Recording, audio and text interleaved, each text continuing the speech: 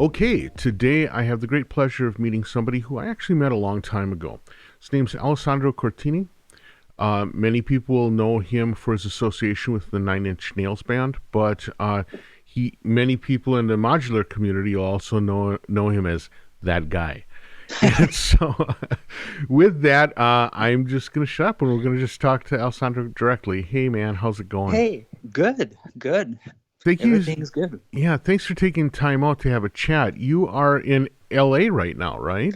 I am. Yeah, I'm here for a studio session for a week because my wife and I moved to Berlin a little over a year ago. Oh, We okay. lived in LA for about 20 years and Right. moved back to Europe. Why'd you decide to do that? I mean, not saying anything about Berlin because the place is hopping right now.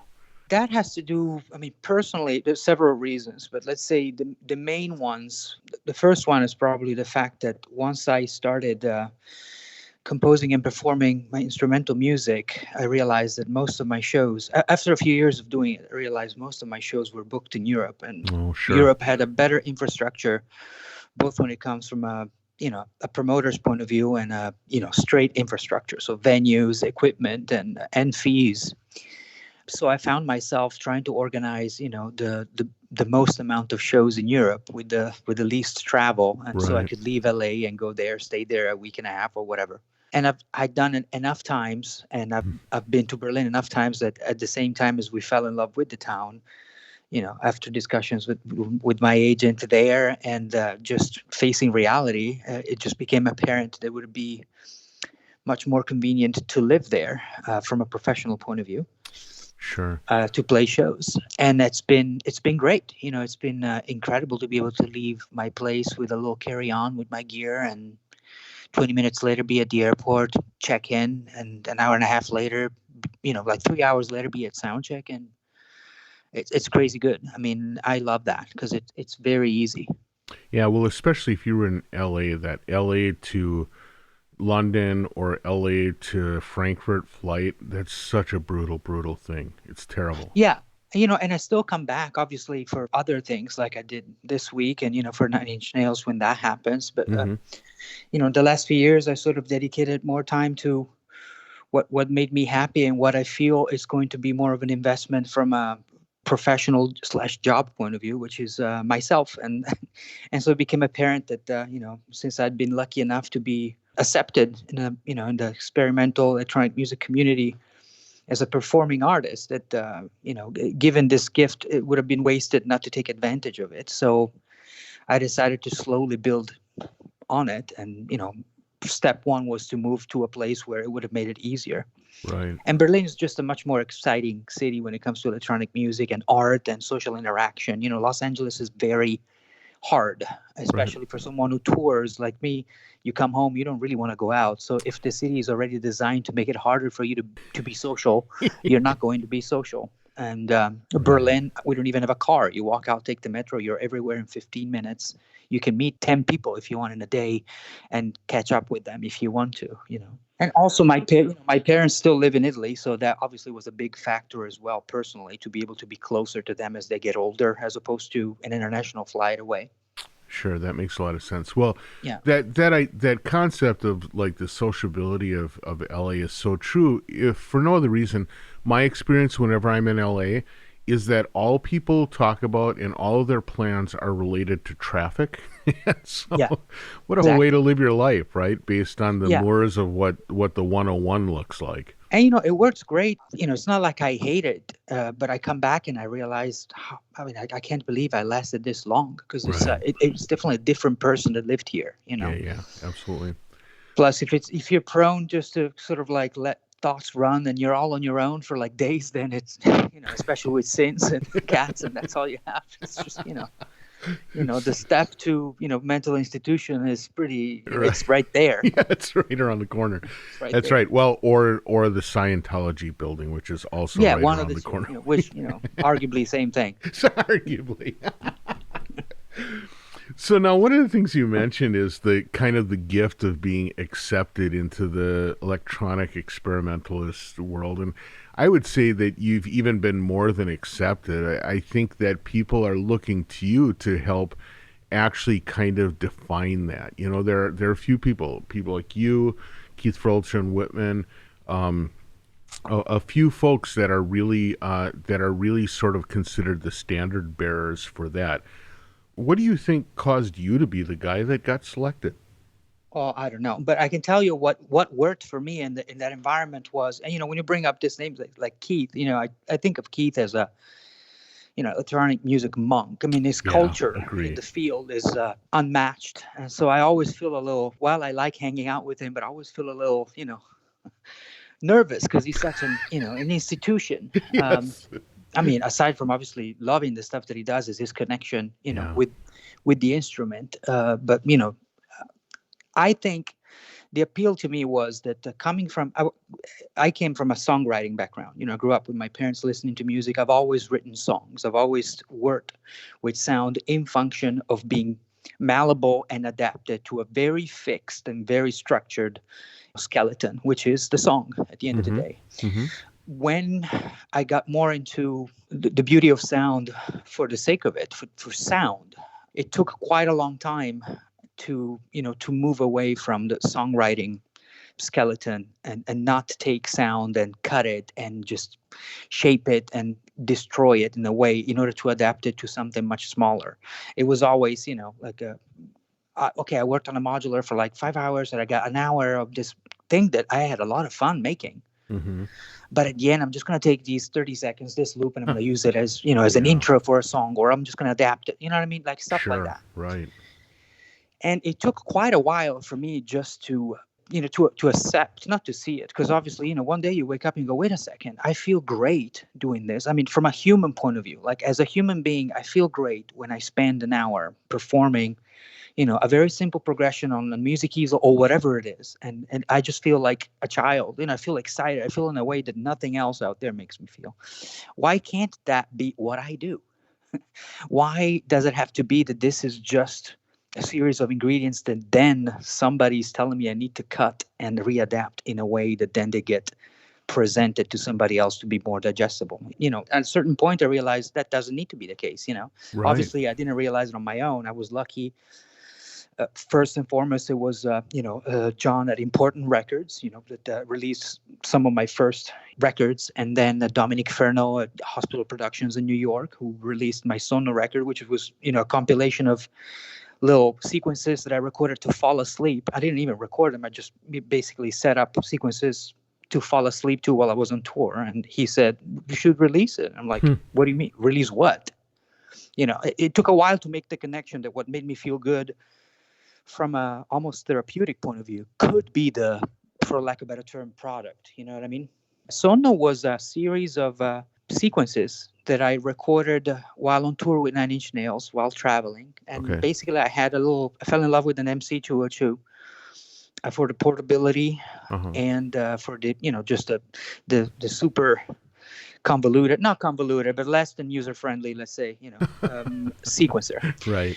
And I really like that because I'm not going to be figuring out how to input some. I'm not the guy that has this, like, when a lot of musicians can say, like, all I need is the tools to get what it's in my head out. And so as long as I have something that makes it easier to get it out, I mean, I start with nothing in. There's usually nothing. Okay. The result, I mean, the outcome is always the result of a conversation with the machine. So if I feel an affinity with the machine, that's when the child comes out and it plays, and that's when I just feel like I'm being creative and I have fun. And with the MC202 was clear from the get-go that it was more about playing a sequencer as an instrument, literally just hitting it like you would hit an MPC in a way, Mm-hmm. and sort of input a sequence and then almost randomize it the same way by inputting randomly rhythmically accents and rests and slides and whatnot. And I would come up with something I really enjoyed, and then I would run it through a few pedals into a little Bose Bluetooth speaker with a line-in input, and then Okay. I had a little Zoom H4n or like H2n, like the small, Right. portable Yeah. one, and Yeah. I would record it with that. And then I started realizing that in hotel rooms, for example, in Tokyo, window was open, and like I'm walking around with the headphones and the Zoom, and I go, oh wow, what is this? Oh shit, it's the street. And then I started walking around the rooms, opening faucets and do stuff like that, to realize that it sounded much more, ready to eat, quote unquote, ready to listen to, than it would be if I would just use the straight line in. Because it put the instrument in an environment. It made it feel more like, when I listened to it, like I was there, as opposed to I was listening to a recording. You know what I mean? Right. Kind of like, I grew up with bootlegs, so kind of like the same way in a way. Bootlegs. Right. It's in a more, obviously in a more efficient way, because it still, I think, sounds good. It doesn't sound like I love, obviously, the discrepancies and the limitations of certain technologies, but not all the time. Well, I mean, what you talked about there was actually a couple of really interesting technique-related things. I mean, first of all, using you said it was a 202, right? Yeah, MC202. Yeah, using Which is the like the 101 yeah, without a keyboard and right. so, Using and the no noise. MC202 it is disturbingly weird to program, especially if you make a mistake and you're going to try and figure out how to correct something. You're better off just like taking the batteries out and starting over, right? Yeah, which But I like doing. yeah, but at the same time, what it does is it forces you into sort of like putting up with whatever it provides you in whatever way it does, and also the separation of the sequencing and the synth engine. It does Yeah. give you sort of like this combination of prepared but also responsive playback. It seems like a natural. Now, what I would say though is interesting is combining that with what is sort of like a field recording, but field Yeah. recording not out in the field, but like in a hotel room. That's a really curious and interesting combination. Yeah, and again, it came on its own. I didn't, that's the other thing that I've had to accept as I go from one album cycle to the other. I mean, Mm-hmm. the idea of sitting down, the typical, like, let's say pop rock or, album based thing of coming up with a plan and a promotional appeal for something, Mm-hmm. that doesn't exist anymore. Now is just, whatever becomes the publicity stunt, which is, the record was made to fall asleep to or whatever, or Right. Avanti being a record about my family. I didn't sit down and figure this stuff out. It's just, these projects came, they came to be. And the moment that I know that once I'm done with a record cycle and I move on, then it's just open. I don't think too much about what's going to come next. And it's good on paper, because it saves you time later if you're trying to, fight the mess of information that is online to stick out somehow, and for people to stop on your page and read about that and kind of maybe listen. But it also comes for a very pure place, because I don't feel like I have to find a way to sell myself, because I don't need to be taught how to be myself. I mean, I'm trying to teach myself how to be myself as I go, but I like the fact that I discover as I go. Like a lot of the records were one instrument only, and then the next one is going to be more guitar based. Like, it doesn't matter what it's going to be, as long as I feel like I'm fulfilled and I'm having a great time. That sounds awesome. It sounds like a great artistic statement in a way.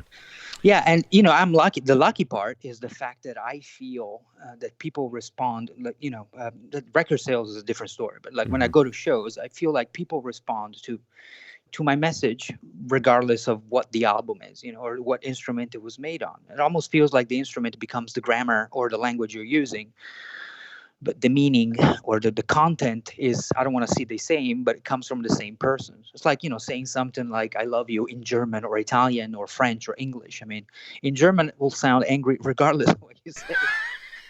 You know what I So mean? true. So Yeah. true. Absolutely. In French, you could tell someone to go to hell and it still sounds pleasant, It because it's sounds such a very, pleasant very language. You know beautiful, what I right? mean? Yeah, exactly. Italian, you'd have to look at it because you got to see the hands, So, and I think it's the same with musical instruments. Like if I listen to stuff that I've done on the Easel and stuff that I've done on the AKS Mm-hmm. or on the NC202, I mean, I think I can hear myself in them, but I hear a different grammar, a different language, different inflections that are Right. dictated by the instrument that I was using. Yeah, so this idea of sort of like learning as you go along makes me want to go to something that is kind of, I try and do in my podcast, which is to explore people's backgrounds. I always find that that's a really helpful way to understand more about people's art. Could you tell me a little bit about your background and how you got to be the artist that you are? Of course. Well, I started as a guitar player. So I would say around when I was 13 or 12 years old, at a Boy Scout camp, I saw somebody playing guitar, and that was the end of it. I basically started taking lessons and grew up, in the late 80s and early 90s in the whole shredding guitar player, Van Halen, Racer X, pick super fast sort of scene, Right. or at least that's what I wanted to do. And then I was lucky, or also unlucky, depending on the points of view, to meet up with a local electronic musician in my hometown who showed me a world that I wasn't aware of. This is back in the day where, as you remember, most of the records that influenced you either came from people that you respected, or because they were in the house, or because you listened to the radio and you recorded whatever you needed, Right. or you bought a tape with some friends, and then if you had enough money, you kept the original, or you had a copy. Mm-hmm. And so what brought me to the US was originally guitar school. And I went to Musicians Institute, where I quickly realized that after studying with a lot of teachers, the best in funk, the best in rock, the best in jazz, that I really liked it all. But when I was coming home, left to my own time, not to practice, when I was making music, it was electronic music, and it was more arrangement based as Mm-hmm. opposed to guitar centered. Right. And I was lucky to have teachers that saw that, and then they sort of gave me assignments that were based on that as opposed to on guitar. So, like, instead of they would give me, okay, this is a chord progression for the verse. Come back with with three choruses in different modes. Like one in Dorian, and Lydian, and Mixolydian, whatever. Mm-hmm. So it was very good from an harmonic point of view, and a harmony and theory point of view, to apply certain things in a broader sense as opposed to from a guitar soloing point of view. And then after that, I just literally. I'd already started playing, since when I was in Italy before coming here, mostly on a PC, on Saw 32 and Saw Plus, and Dave Smith's first, I think it was the Reality, the Sear Systems. I don't know if you Yeah. remember that. Yes, I do. It was Reality. It I was think Sear Reality. System Yeah. Reality. Yeah, it Yeah. was. I had a boxed version. Like, I think it's probably the only piece of software I had bought in Italy. In beautiful gray tones. I remember that. Yeah. And it sounded great. In fact, I Mm-hmm. think I still have. There's one piece, I think, on the first, like, what became Sonoio, the band that was at the time in Italy. I think the synth line is stuff from from the Sear System Reality. Mm. But so I had done that, and then from the PC I went to a Mac, and I remember learning through cracked copies, first of Logic, actually first Cubase, and then Digital Performer, and then Logic. Ended up sticking to Logic and buying Logic 2 days after I landed in LA the first time, and then I've used basically a laptop to make music since then. I've been portable since then. I'd much rather do less with a portable machine than do more and being stuck to a room to do it.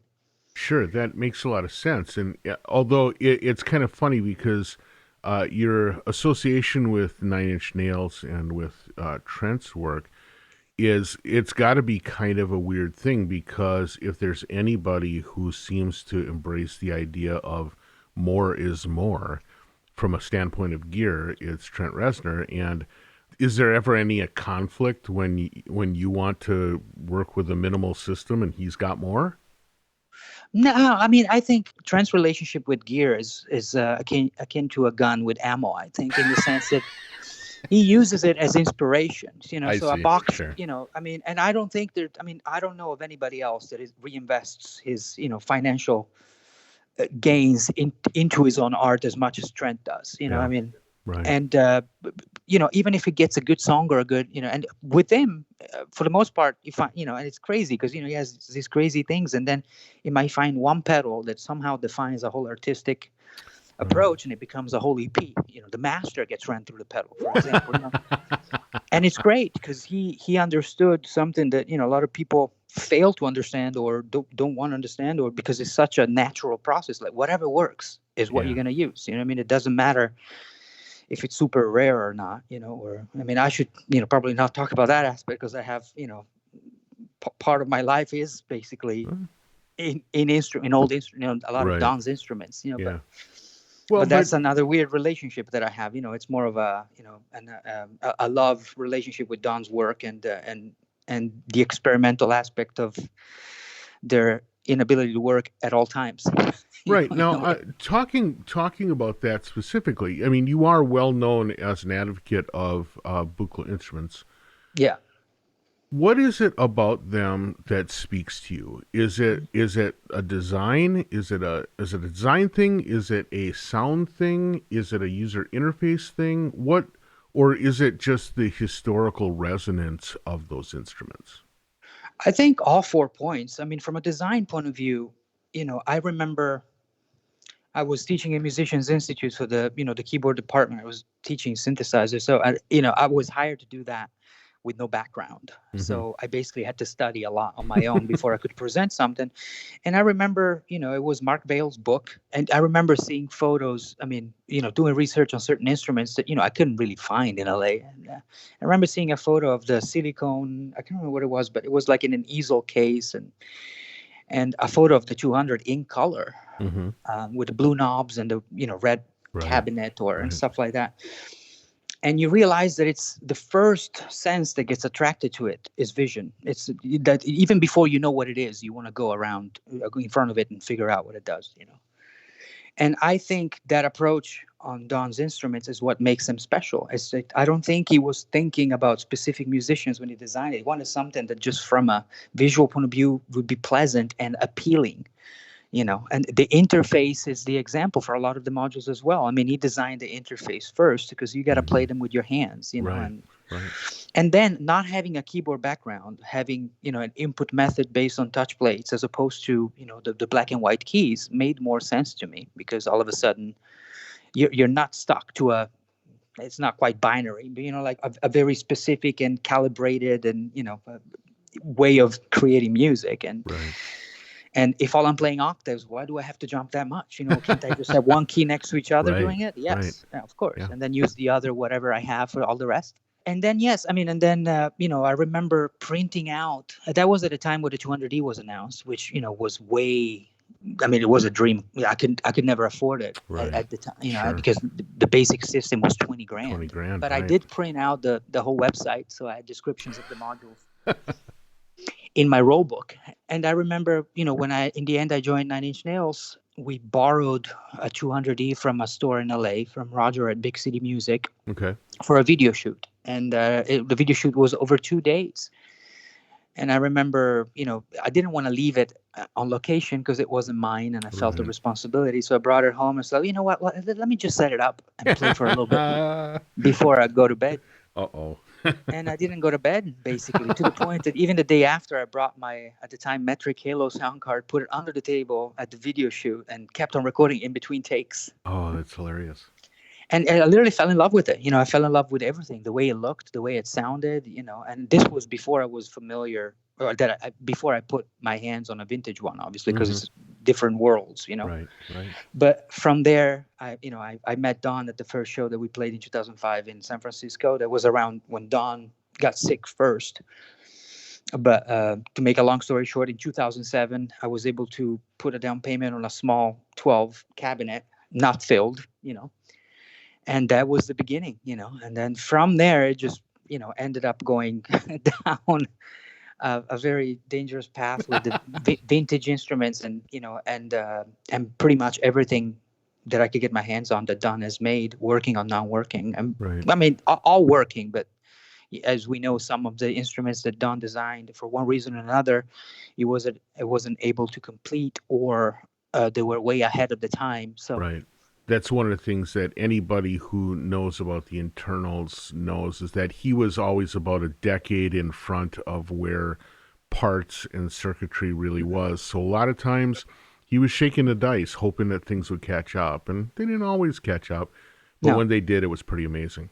And it didn't stop him, even for something like the 700, Right. which was designed basically on prototype chips and basically was doomed from the start. Mm-hmm. It still moved on. Didn't do instruments, moved into interfaces with the Lightning, and then Right. the marimba lumina and whatnot. But it Yeah. kept on going. A lot of these things are prototypes, or a lot of them, there are several versions, or a lot of them he stopped making them because he just didn't want to spend more time on them. Right. Well, and especially so, my experience with original Buchla stuff was mostly around when I was working with Grant Richter, and he had the big bookless system that he was using, as well as that original prototype Easel, which in sort of like a trade thing was mine for about a week before I realized, oh my God, I'm never going to be able to deal with this, right? That's the one I have. The That's the prototype one you Easel. have. Yes, Yeah, it yeah, yeah. is. In fact, I remember when the new Buchla Associates was launched, when it was done, and they were coming out with the new Easel, Yeah. when he was still involved with the company. And I was at the NAMM show, and I go to the booth, and there is, I think that was your Easel, right? Which was Yeah, I brought used to be mine. I looked at it, I was like, my God, I know that thing, right? Yeah. But I Yeah. also remember looking underneath the panel, and I was like, I do not have the electronic chops to keep this thing running, you know? Yeah, I mean, nowadays it's a little easier. Well, I mean, I forgot to mention that one of the reasons why I moved to Berlin is because Mark Verbos moved to Right. Berlin. Yeah, And Mark and I go back, you're right. you know, He's the back to the guy, days of in Yahoo fact, groups right? with Buchla Modular. So him Yeah. and Rick Smith, who's another good friend of mine, Uh-huh. probably the only ones that have ever, being able to get in depth in those modules and know exactly what's going on and whatnot. Right. But yeah, I mean that when I did that NAM for Buchla, it was still sort of uncertain in the sense that Don had signed on, was there, had sold the company, and there was still, even though we kind of all felt like it was going to go downhill, still felt, we still wanted to back what Don wanted to do. Right. So There of was course, hope. There was a lot of hope. Yeah, exactly. And again, I mean, I'm not here. I mean, they can do. They are the rightful owners of the company. Can do whatever you want. I don't want to feel like I hate anybody. All I'm saying is that from a philosophical and spiritual point of view, and probably manufacturing point of view, it has nothing to do with what Don used to do. Sure. It's just not the same company. Yeah. So I don't want to like overly dwell on this part of it, but I do have one question, because I think a lot of people it'll resonate with the things you're saying. But the question is, for someone who would want an Easel today, what would you recommend to them? Well, see, this is an interesting question, because instead of looking for an Easel, I would probably look for your own Easel, or your own. I mean, my relationship with the Easel, the stuff that I've done, and this obviously, it doesn't mean that we're talking to somebody who likes my stuff and wants to find an Easel because he liked my stuff. Right. But what I'm saying, my relationship with the Easel was this, obsession with an instrument that I couldn't have, that I heard Charles Cohen playing back in the day, and there were sounds and things. I was just obsessed with it. So it was like a 6-year search for one. But my Easel nowadays is not the Easel. My Easel was for a few years was the AKS, and then the 202 became my Easel. So from a sonic point of view, the sounds that the Easel can make can be made with other instruments. But what I try to recommend people when they're looking for that sort of relationship with the instrument, especially nowadays where it's possible, is go out and try as many instruments as you can and see which one speaks to you, which one you end up spending time and not figuring out how much time has passed. Because that's your Easel. Yeah. That's your Easel. Unfortunately, we're in a society where we buy a lot with YouTube and with demo videos and stuff like that kind of precludes the sort of like element of surprise and element of chess game that you might have with the machine on your own, because a lot of that language has already been wasted on a video and kind of like, in a way, compromised, because it's not really what the machine really speaks when you drive it. Right. That's also a really important thing, because it seems like modulars have become sort of like the latest version of like the consumer music thing, right? Oh, for sure. Yeah. You and I were both in the shredder times when, like the guitars and pedals and stuff that's like what's that. I tell everybody, if you were going there, I go there all the time. I tell, like, we're in the equivalent of the shredder age for synths. It's the same exact thing. You remember there'd be ads about picks that make you pick faster, or like or those stone picks. Oh, I hated that. Yeah. Stone picks are like made of wood and all this weird stuff. Right. It's exactly the same thing. I mean, I look at modules and the level of depth of menus and what they can do. I mean, I get fucking anxiety just looking at this stuff. Right. I mean, I talked to Richard Devine, who's a good friend of mine. I'm like, man, I can't. I mean, I get anxious just think. I don't want to see any of this. Sure. It's just, and again, it's a personal thing. My first module was an Analog Systems, which basically was a broken down Minimoog. Right. And the magic wasn't in the fact. The magic was there were very simple elements that I could mix. It was like having a very high quality handmade ingredients, organic, just small batch built, by hand. And then the magic was in the recipe. How much time you spent on it, how much you created your sound by utilizing just a very limited amount of modules. That's how you develop your voice. Right. But nowadays, what we have, in my opinion, with these modules that are very deep and whatnot, is that you have, like a limited edition, small batch, signed and numbered microwave dinners. In other words, they're amazing. They're done as well as they can. But if you're into cooking, Right. they're not for It's you. not the same. Right. No, it's like somebody who goes to cooking school and, they leave you in the kitchen with everything and you go crazy. And since you haven't had any experience, you just go and put all these spices and then you present this meal to the teacher and he goes, oh, wow, this is crazy. Oh, wow, this tastes, oh, wow. And then 15 minutes later, you're still hungry. Why? Because the nutritional content is zero. A lot of times you close your eyes when you listen to a lot of this stuff, and unless you're looking at the person, the operator doing it, from a emotional point of view, I don't get anything. There are very few artists. Colin Benders is one of them. But Colin, you could give him anything. Right. That's him. That's just, or Robert Lowe. Or Richard. But Richard sounded like Richard even when he was using Reactor in a play show. Richard is a rock star. What he does, because it's him. Yep. The problem is that people can interpret what Richard does, because Richard's stuff lends itself to being misinterpreted as being super easy fucking around. Sorry the term, but it's not. What Richard does is much more complex. His search for sound is a very deep one. Problem is that a lot of the new modules kind of trick you into believing that, it's like sonic candy, that you can reach those results just by tweaking a knob. Granted, there's no judgment in this. If you have a 9-to-5 job and you come home and you can spend an extra $150, $200 and get a module that at the end of the day makes you relax and happy, of course, go for it. I think it's a great age for that. But the thing that worries me is the perception of what is good or what's not good. I'm not here to be a judge, but I think that with the fact that there's an overflow of a specific approach in making music with modular, people will tend to forget what's really enriching from an emotional point of view, because there's not going to be a lot of people doing it. It'll be harder to find. Like, somebody could be eating McDonald's all day for years until somebody brings them to 4 blocks up and gets a steak, and you go, oh wow, steak is much better than McDonald's.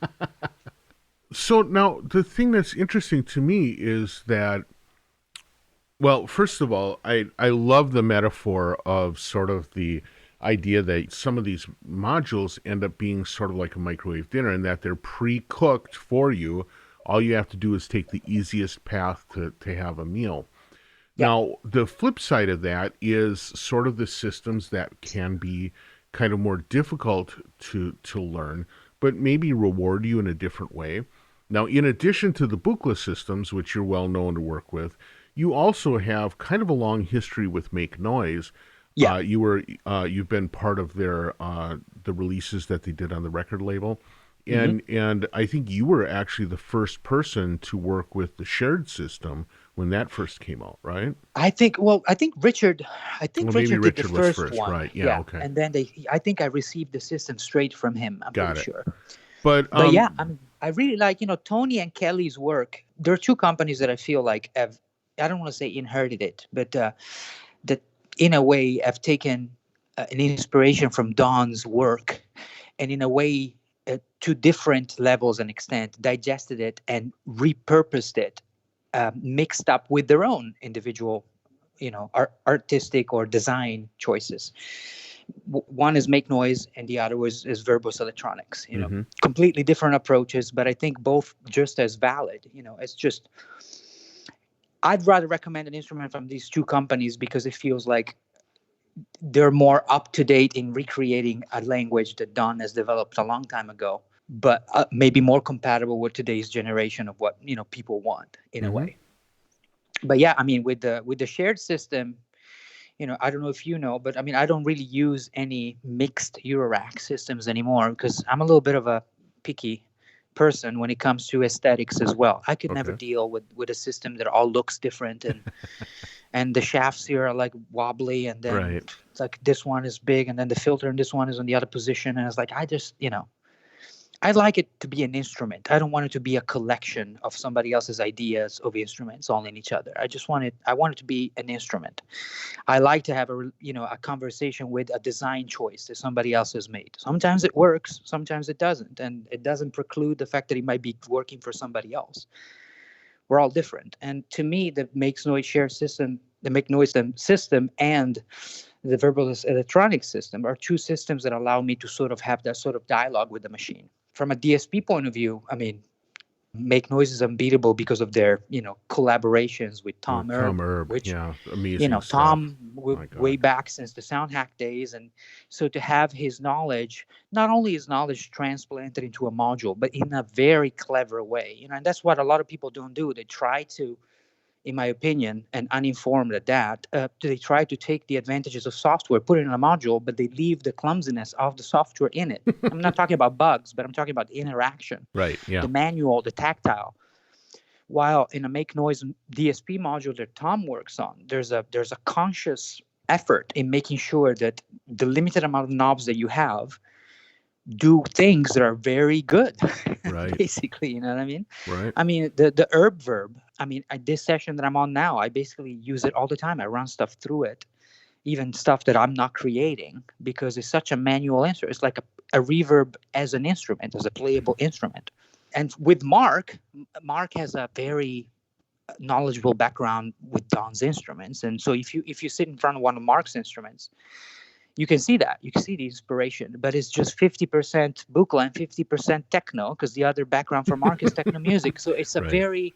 it's clear what the verbose part and what the Buchla part are in an Yeah. instrument like that, And I like that because I feel like there's a lot of the personal, there's a history there, and also I like to romanticize, I feel like as an artist, there has to be a connection that goes way beyond the feature set of an instrument. There has to be a story. I don't like the fact that you can just go buy something out, buy it, order it, or watch the videos online and then move on to the next. I don't like disposable things too much. You know what I mean?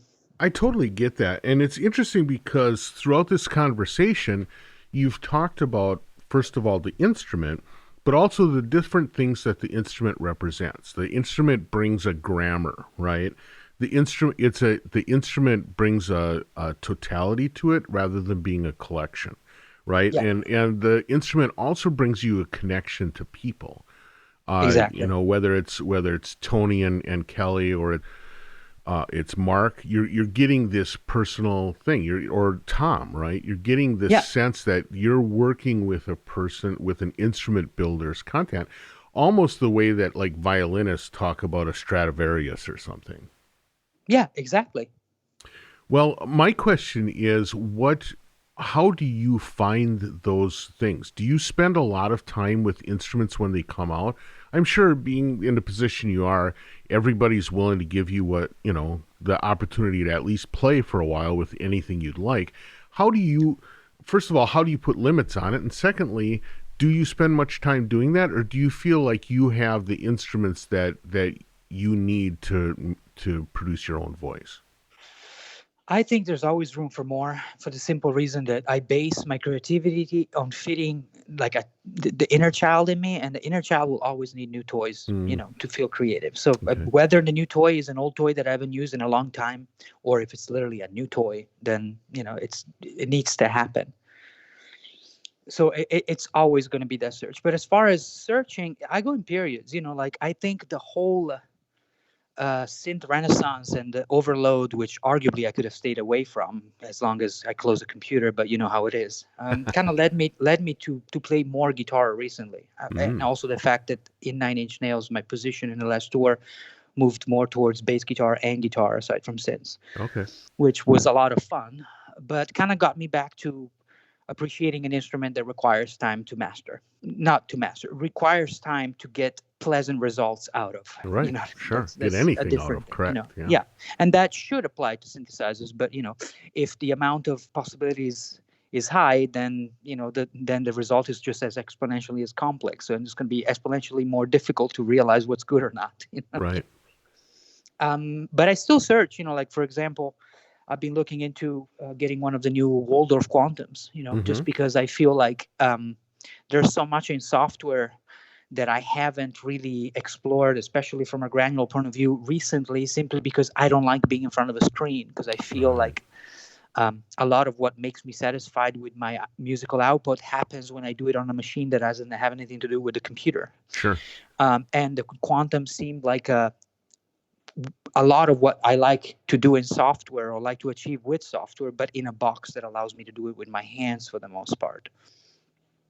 So there are things out there, guitar pedals have been another one of those. Guitar pedals is very similar to Eurorack in a way, But I go for very simple things even there. I mean, I hardly ever use extremely complicated things with menus and stuff like that. I just like things that are very immediate, that have just a few flavors. And then if I need more flavors, I go to a cupboard and get something else. You know what I mean? Right. Yeah, absolutely. Yeah. That makes a lot But of even sense. then, I do prefer finding old instruments. I feel like old instruments had two things that I think new instruments in general miss, particularly analog ones. And one is the fact that a lot of the components were the best components you could get at the time, which, definitely by today's standards, they're not good.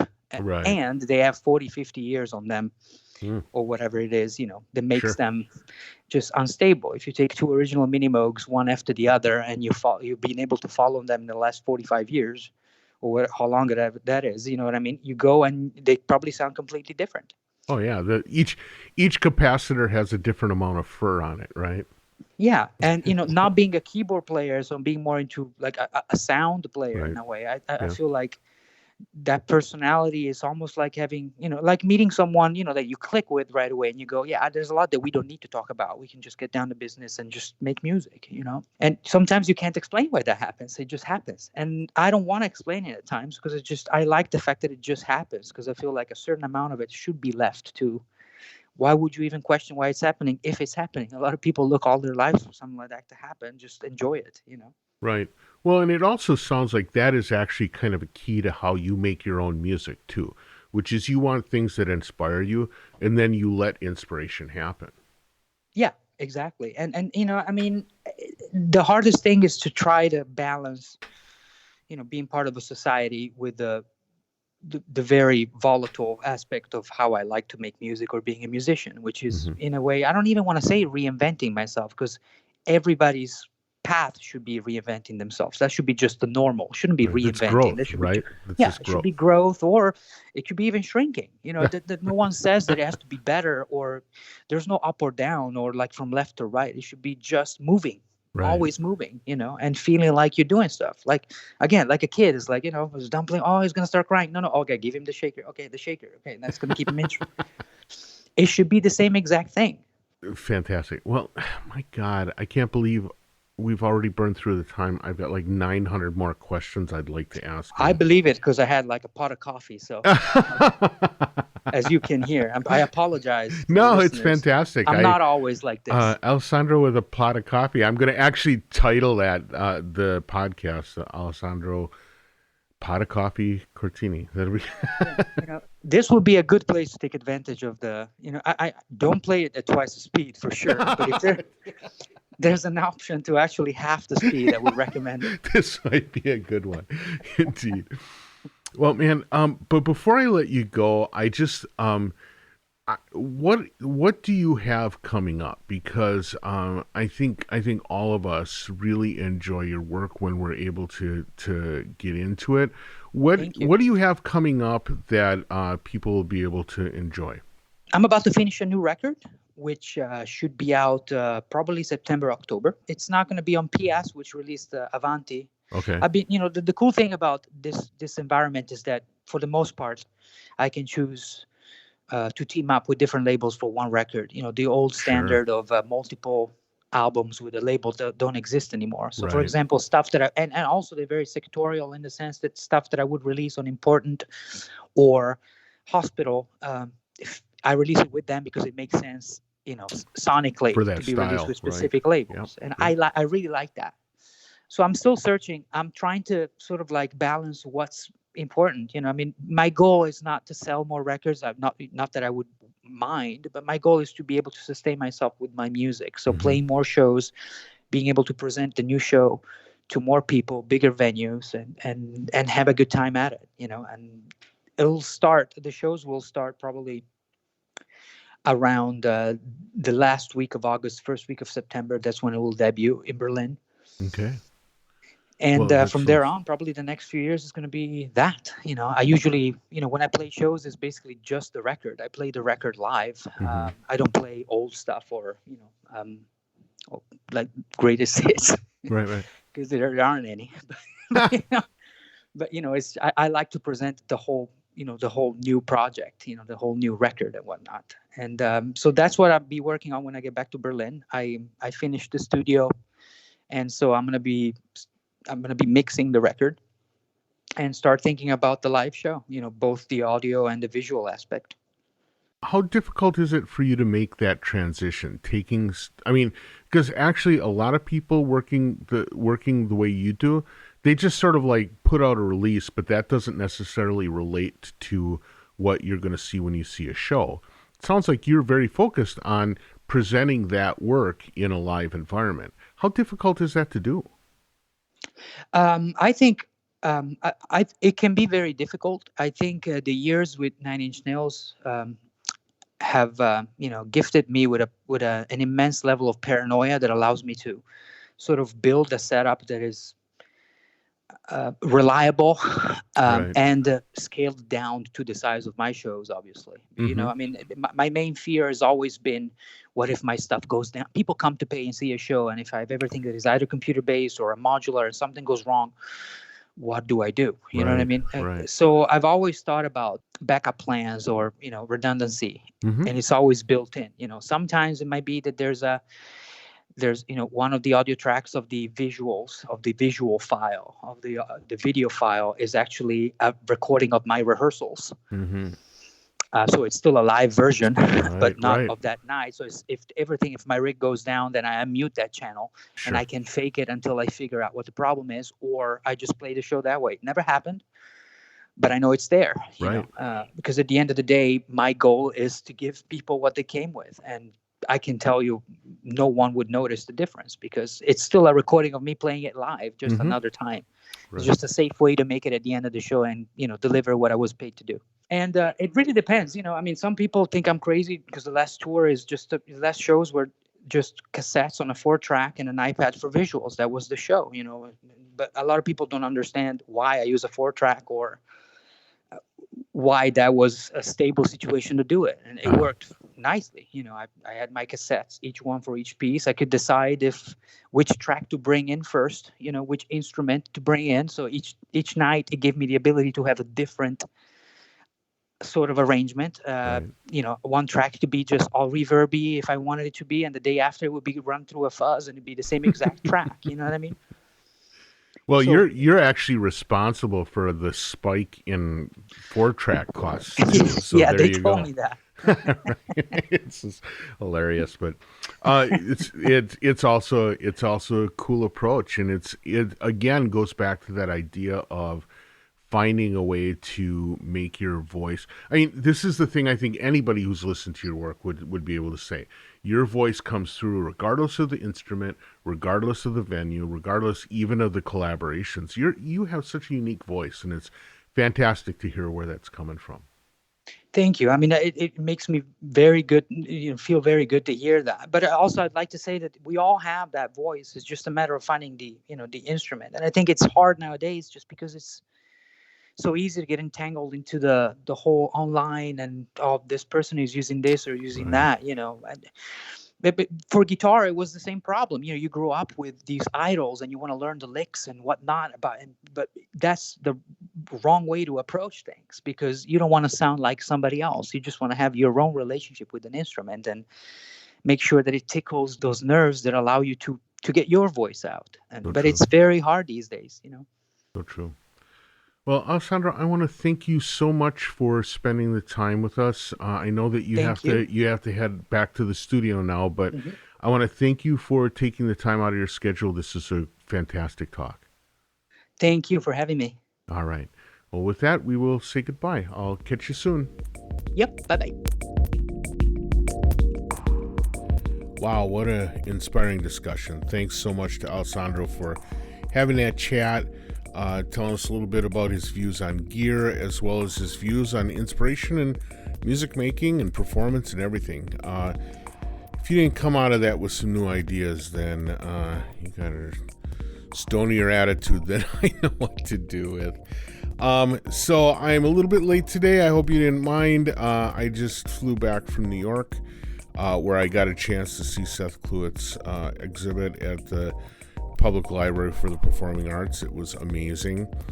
Also got a chance to go to Guggenheim, got a chance to go see Hamilton. It was a hell of a day.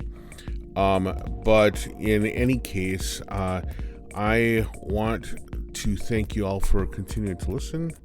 I want to thank you for being so supportive. I've gotten a lot of great emails lately, a lot of great reach outs on Facebook. I appreciate that. And I just want to say thank you to all the folks that do in fact make this possible, including my friends at Cycling 74, my friends at Synthtopia, all the people in the community that are making this stuff happen. I want to thank you all. And I want to thank you, the listeners. You mean so much. I appreciate it. We will talk again next week. Bye.